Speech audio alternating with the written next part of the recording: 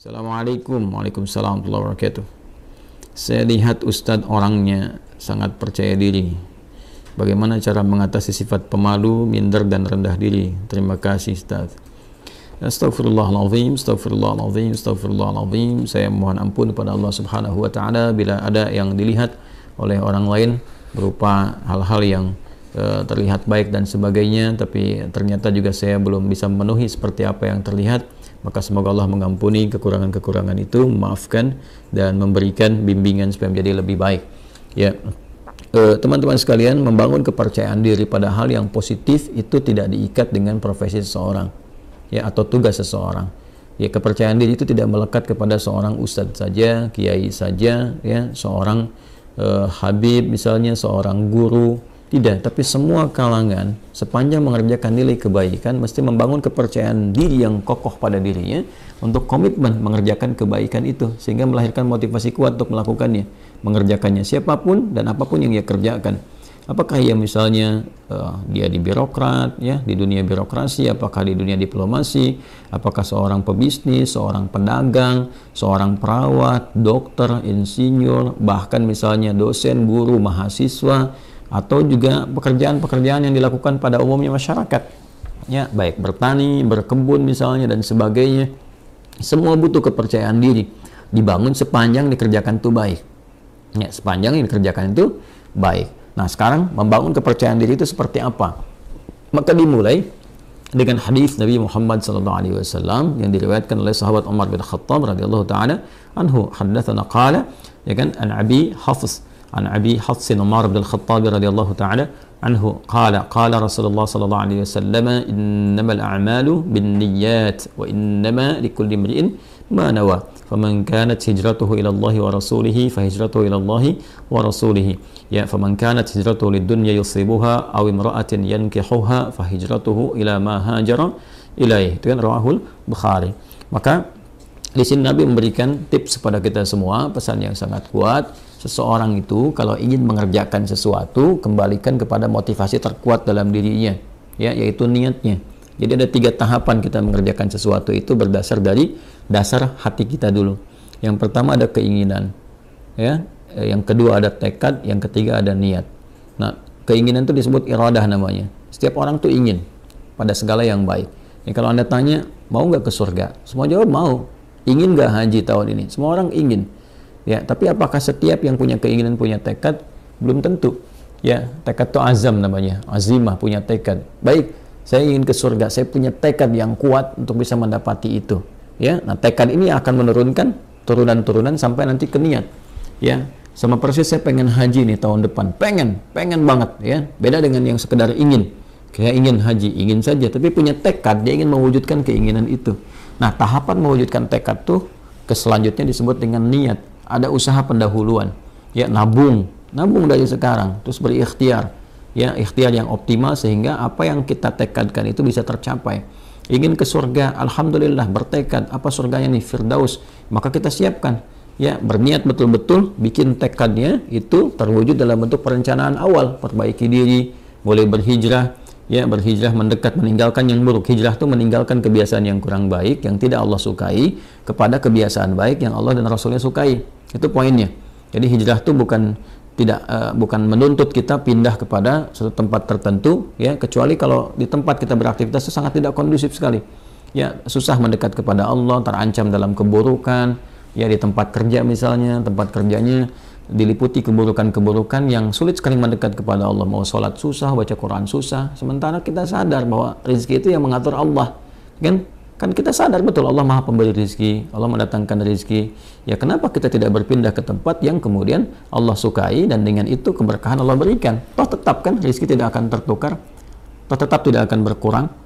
Ini kan poinnya. Nah, itu hijrah yang menuntut perpindahan tempat. Sama dengan tinggal di lokasi misalnya yang di tempat tinggal itu walaupun kompleknya terlihat megah dan sebagainya, tapi fasilitas untuk masjid tidak ada, mau pengajian susah, mendekat kepada Allah juga tidak mudah, gitu kan?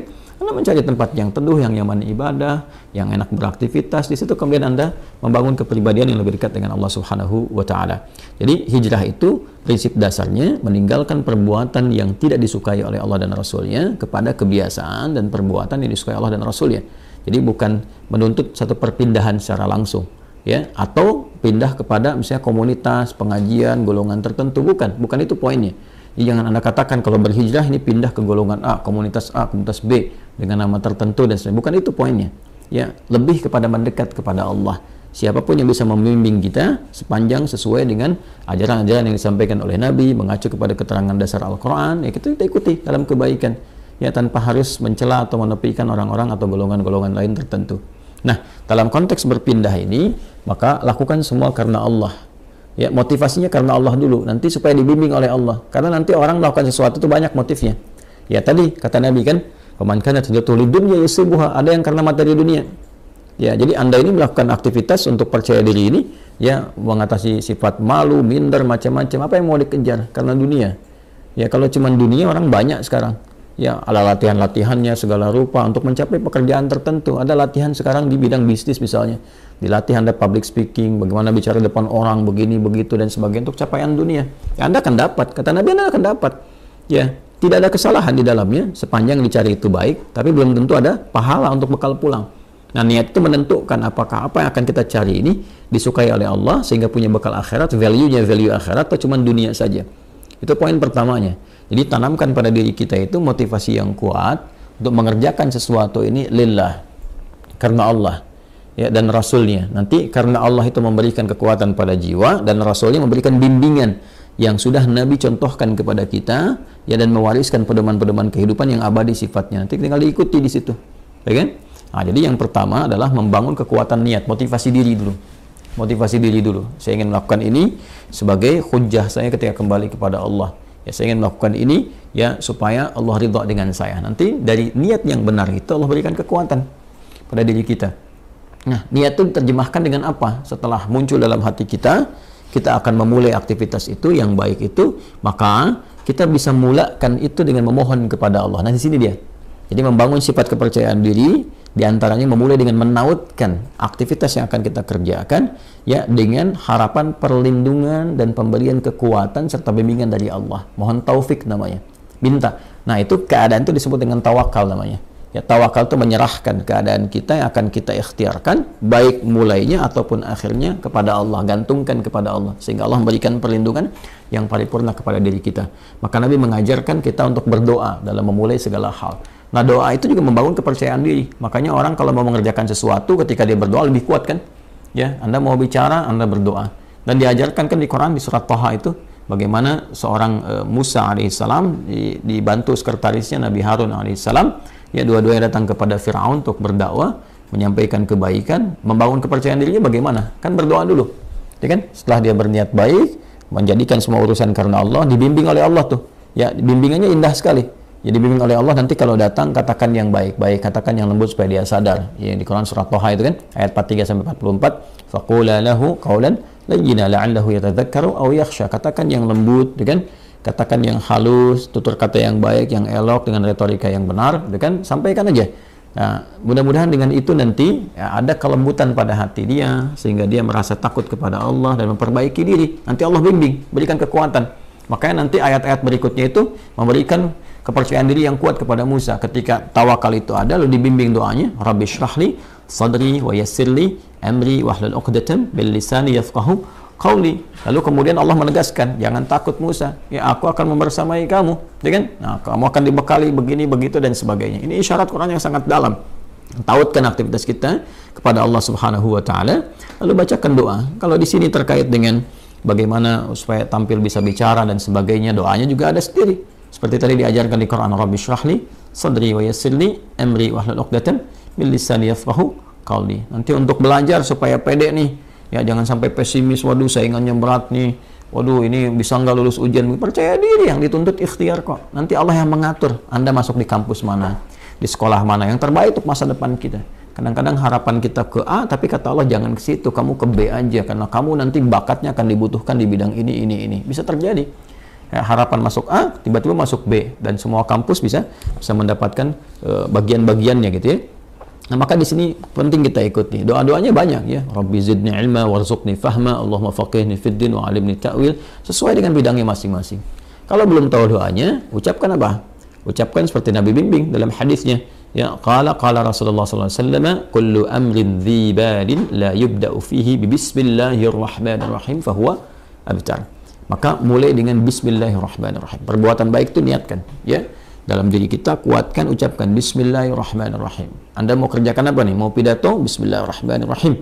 Nah, ba itu nanti ada 14 makna. Di antara makna ba di situ nanti ada sebabiyah. Ya, dengan sebab aku akan mengerjakan ini, aku tautkan karena Allah. Ghayahnya, ghayah lillah, karena Allah subhanahu wa ta'ala. Maka mohonkan kebaikan kepada Allah. Minta kebaikan. Bismillah, ya, Ar-Rahman, Ar-Rahim. Nanti sifat-sifat Rahman dan Rahim Allah akan disertakan kepada kita. Maksudnya apa? Diberikan bimbingannya kepada kita. Dioptimalkan, dinaungkan kepada kita. Dengan rahmat Allah, kita akan dimudahkan beraktivitas. Dengan rahmat Allah, dijaga dari kesalahan. Dengan rahmat Allah, diberikan kekuatan. Itu Bismillahirrahmanirrahim. Makanya Nabi pun ketika mulai menerima wahyu diminta oleh Allah untuk pede, untuk percaya diri. Walaupun Nabi nggak pernah belajar, ya, nggak pernah beliau punya guru formal, nggak ada beliau pernah masuk madrasah, ya kan? Nggak pernah belajar, ummi sifatnya. Ya, sifatnya apa? Ummi. Maka apa yang terjadi? Yang terjadi ketika menerima wahyu kan, ya kata malaikat, iqra, baca. Ma'ana biqari, saya betul-betul nggak bisa baca. Iqra, ma'ana biqari, saya betul-betul nggak bisa baca. Ya, sampai yang ketiga kan, iqra ma'ana biqari. Nabi bisa mengatakan ma qara'tu. Ya, pakai bentuk kata kerja, bentuk past tense, kemudian dengan sigat ma, nafi.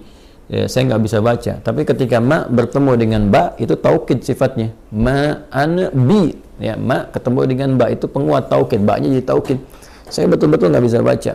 Maka apa yang diturunkan oleh Allah Subhanahu wa taala untuk membangun kepercayaan diri beliau? Iqra bismi rabbikal ladzi khalaq.